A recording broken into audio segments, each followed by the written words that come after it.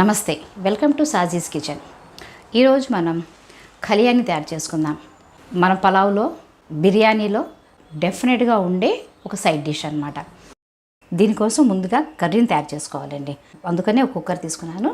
Cooker వేడవగానే 2 table స్పూన్ల oil వేసేసుకుంటున్నాను. Oil వేడెక్కగానే ఒక మీడియం సైజ్ ఉల్లిపాయని ఇలా చిన్న చిన్న ముక్కలుగా కట్ చేసి వేసేసుకుందాం. ఉల్లిపాయలు లైట్ గోల్డెన్ కలర్లో వచ్చేంత వరకు వీటిని ఫ్రై చేసుకుందాం. ఉల్లిపాయలు కొంచెం రంగు మారంగానే 3 పచ్చిమిర్చిని ఇలా చిన్న చిన్న ముక్కలుగా కట్ చేసి తీసుకున్నాను. అది కూడా వేసేసుకుందాం. 1 నిమిషం వీటిని కూడా ఫ్రై చేస్తాం. ఫ్లేమ్ని మీడియంలో ఉంచుకొని చేసుకోవాలి. దాని తర్వాత 1 కప్పు సొరకాయ ముక్కల్ని కూడా వేసేసుకోండి. వీటిని కూడా 1 నిమిషం పాటు ఉల్లిపాయలతో నూనెలో ఫ్రై అవ్వనివ్వండి. మూత పెట్టేస్తే మగ్గుతూ ఉంటాయి. ఇప్పుడు మీడియం సైజు 2 వంకాయల్ని కట్ చేసి తీసుకున్నాను. అవి కూడా వేసేసుకుందాం. దాంతోపాటే 2 మీడియం సైజ్ టమాటాలని కూడా వేసేసుకుందాం.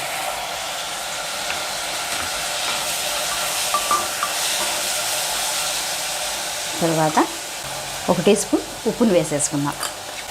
1/2 టీ స్పూన్ పసుపుని, 1 స్పూన్ కారాన్ని, అలాగే 1 టీ స్పూన్ అల్లం వెల్లుల్లి పేస్ట్ని కూడా వేసేసుకుందాం. అలాగే 1 ఫుల్ టీ స్పూన్ కొబ్బరి పేస్ట్ని కూడా వేసేసుకుంది. ఇప్పుడు వీటన్నిటిని బాగా కలిపేసుకుందాం.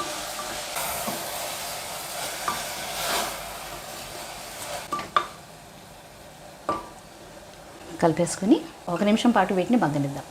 ఇందులో కొద్దిగా పుదీనా ఆకులు, అలాగే కొద్దిగా కొత్తిమీరని కూడా వేసేసి 3 టేబుల్ స్పూన్ల వాటర్ని పోసేసుకొని ఒకసారి మొత్తాన్ని కలిపేసుకొని 2 విజిల్స్ వచ్చేంత వరకు మీడియం ఫ్లేమ్లో కుక్ చేసుకుందాం.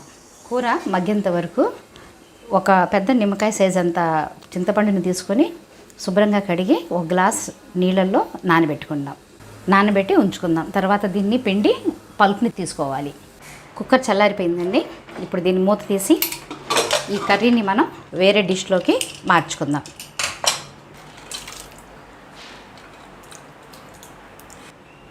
ఈ కర్రీని మనం మూత పెట్టేసి పక్కన ఉంచేసుకుందాం. తర్వాత దీన్ని మనం పప్పుతోటి కలిపేసుకోవాలి. ఖలియా కోసం పచ్చని పప్పుని తీసుకున్నాను. 250 గ్రాముల పచ్చని పప్పుని శుభ్రంగా కడిగి 4 గంటల ముందే పెట్టుకున్నాను. ఈ కప్పుతో అయితే కనుక 1.5 కప్పు పచ్చని పప్పు అన్నమాట.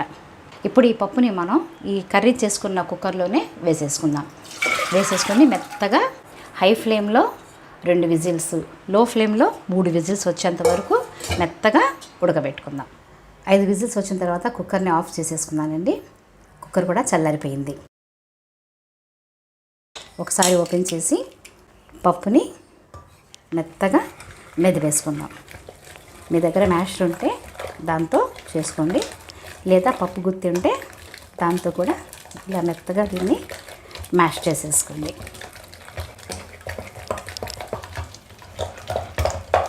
ఇప్పుడు కొద్దిగా మనం ఇందాక చూపించిన చింతపండుని నానబెట్టి పులుసు తీసుకున్నాం కదా, ఆ పులుసుని కొద్దిగా వేసుకుంటూ పప్పుని మెదుపుతూ ఉండండి.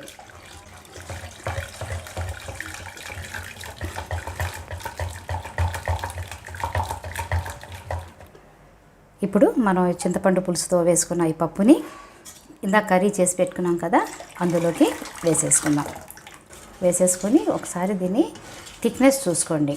మరీ పలచగా ఉండకూడదు, మరి అంత గట్టిగా కూడా ఉండకూడదు. ఇంకొంచెం చింతపండు గుజ్జు కూడా పడుతుంది, అది కూడా వేసేసుకుంటారు. మిగిలింది కూడా వేసుకున్న తర్వాత ఇప్పుడు కొంచెం ఉప్పు వేసుకుందాం. ఇందాక నేను 1/2 స్పూన్ ఉప్పు వేసాను కాబట్టి ఇప్పుడు ఇంకొక 1/2 స్పూన్ ఉప్పు వేస్తాను. తర్వాత చెక్ చేసుకొని తక్కువైతే ఇంకొంచెం వేసుకోవచ్చు. స్టవ్ ఆన్ చేసుకుని ఇప్పుడు గిన్నెని పొయ్యి మీద పెట్టుకొని 4 లవంగాల్ని, ఒక చిన్న చెక్క ముక్కని వేసుకొని మీడియం ఫ్లేమ్లో ఒక 10 నిమిషాల పాటు దీన్ని ఉడకనిద్దామండి. చింతపండు పులుసుని 3 గ్లాసులతో నేను పిండుకున్నానండి. అంటే ఇందులో 3 గ్లాసుల వాటర్ పడిందన్నమాట. ఇది కరెక్ట్గా సరిపోతుంది. ఇది కొంచెం మనం ఉడికిన తర్వాత చిక్కబడి కరెక్ట్ స్టేజ్కి వచ్చేస్తుంది. దీనిలో చివరిగా మనం కొద్దిగా కొత్తిమీర పుదీనాతో గార్నిష్ చేసుకొని స్టవ్ని ఆఫ్ చేసుకోవచ్చు. చూసారా, ఒక 10 నిమిషాలు అయిపోయింది. దీని థిక్నెస్ చూడండి, ఇలా. ఇంతకన్నా ఎక్కువ థిక్నెస్ అక్కర్లేదు మనకి.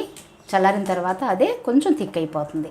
సో ఈ స్టేజ్లో మనం ఫైనల్గా దీంట్లో కొద్దిగా కొత్తిమీర, అలాగే కొన్ని పుదీనా ఆకులను కూడా వేసుకొని 1 నిమిషం కుక్ చేసి ఫ్లేమ్ని మనం ఆఫ్ చేసేసుకుందాం. చూసారా, ఎంతో టేస్టీ డిలీషియస్ ఖలియా రెడీ అయిపోయింది. మీరు ఎప్పుడైనా సరే పలావ్ చేసుకున్నా, బిర్యానీ చేసుకున్నా, ఈ ఖలియాని మాత్రం తప్పకుండా సైడ్ డిష్గా చేసుకోండి. మీ బిర్యానీకి, పలావ్కి చాలా టేస్ట్ని ఇస్తుంది. ఈ వీడియో కనుక మీకు నచ్చినట్లయితే లైక్ చేయండి, షేర్ చేయండి, మా ఛానల్ని సబ్స్క్రైబ్ చేయండి.